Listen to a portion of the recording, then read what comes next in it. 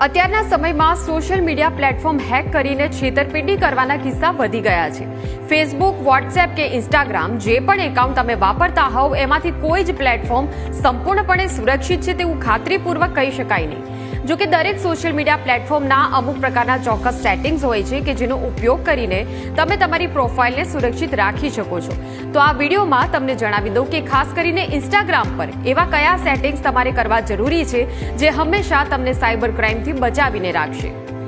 ઘણીવાર એવું થતું હોય છે કે કોઈ વ્યક્તિને આપણે આપણા ઇન્સ્ટાગ્રામના એકાઉન્ટનો પાસવર્ડ આપી દેવો પડ્યો હોય, એના પછી ભલે આપણે તરત પાસવર્ડ બદલી નાખતા હોઈએ, પરંતુ તેમ છતાં બીજા ઘણા સેટિંગ્સ તમારે કરવા જોઈએ કે જેનાથી તમારા એકાઉન્ટને હેકર્સથી નજરોથી બચાવી શકાય।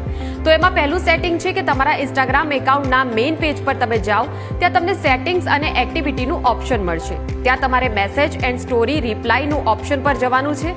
આ પછી તમારે સિક્યોરિટી એલર્ટ